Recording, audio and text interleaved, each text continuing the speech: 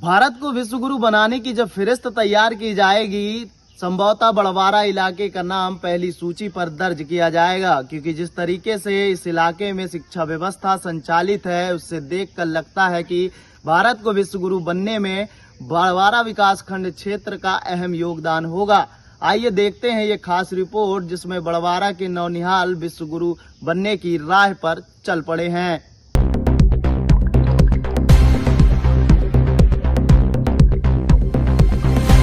हाल ही में एक मूवी आई थी 12वीं फेल, जिसमें एक खास संवाद था। इसमें आईपीएस का इंटरव्यू देते हुए छात्र मौजूदा आईपीएस मनोज शर्मा ने बेहद कड़वा जवाब दिया। उन्होंने कहा था कि लोग अगर अनपढ़ रहेंगे तभी तो भेड़ बकरियों की तरह नेताओं के इशारों पर चलते रहेंगे। शायद यही वजह है कि देश की सरकारी शिक्षा प्रणाली आज भी लोगों को अनपढ़ बनाए रखना चाहती है। ये हम नहीं कह रहे हैं, ये उन सरकारी आंकड़ों की सच्चाई है जो हम आपको बताने जा रहे हैं। मध्य प्रदेश के कटनी जिले का एक विकासखंड है, नाम है बड़वारा। आदिवासी बाहुल्य क्षेत्र होने के चलते सरकार ने इसका खास ख्याल रखा है। इसकी बानगी हम आपको बताने जा रहे हैं। कहने के तो इस इलाके में तकरीबन 295 शासकीय विद्यालय हैं, जिनमें 16 हायर सेकेंडरी और 121 मिडिल विद्यालयों के साथ 158 प्राइमरी स्कूल भी मौजूद हैं, जिनके जरिए इस क्षेत्र के नौनिहालों का भाग्य संवारा जा रहा है। हालांकि ये बात अलग है कि इनमें से कई विद्यालय ऐसे हैं जो इलाकों के दरख्तों के नीचे संचालित किए जा रहे हैं। पेड़ों के नीचे बिल्कुल साफ सुथरे प्राकृतिक माहौल में शिक्षा का महादान संपन्न किया जाता है। कई विद्यालयों की छत नदारद है तो कईयों की दीवार अपने अतीत की याद दिलाते हुए भाग्य भरोसे खड़ी है।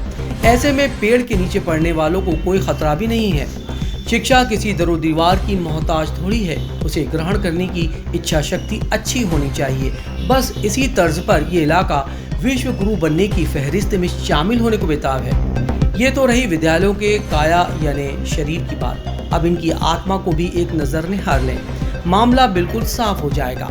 बड़वारा विकासखंड में 16 हायर सेकेंडरी स्कूल्स हैं और तकरीबन सभी में प्रयोगशालाएं भी बनाई गई हैं। ये बात अलग है, इनमें काम करने वाले 45 की जगह महज 4 लोग ही प्रयोगशाला शिक्षक के पद पर भाग्य विधाता बने हैं। बाकी के 41 पद सरकार के भरोसे खाली हैं। कमोबेश यही हाल शिक्षकों का भी है।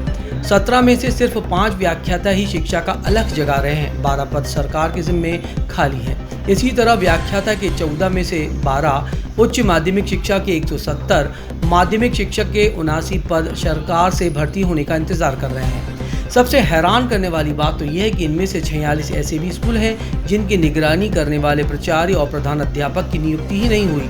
अब आप खुद ही तय कीजिए कि सरकार किस तरह से आदिवासी बाहुल्य इलाके को शिक्षित बनाना चाहती है। बड़वारा इलाके की शिक्षा व्यवस्था को देखने के बाद उन तमाम ओहदेदारों के ऊपर सवाल खड़े होते हैं जिनके भरोसे जमहूरियत अपना भविष्य तय करती है। मध्य प्रदेश के उच्च शिक्षा पदों पर बैठकर शिक्षा नीति निर्धारित करने वाले और जिले में इसे अमली जामा पहनाने वालों के ऊपर भी सवाल खड़े होते हैं कि क्या उन्हें इस बात का इल्म नहीं है कि बेहतर राष्ट्र निर्माण के लिए बेहतर शिक्षा व्यवस्था अहम भूमिका निभाती है। ऐसे में एक मशहूर शायर की चंद लाइनें जहन में ताजा हो रही हैं कि ये कुर्सियां हैं, कोई जनाजा थोड़ी है, अगर कुछ कर नहीं सकते तो उतर क्यों नहीं जाते। शिक्षा और स्वास्थ्य के इस खास प्रोग्राम में फिलहाल इतना ही। जल्द मिलेंगे क्षेत्र के नए और महत्वपूर्ण मुद्दे के साथ। कटनी से संवाददाता मोहम्मद एजाज।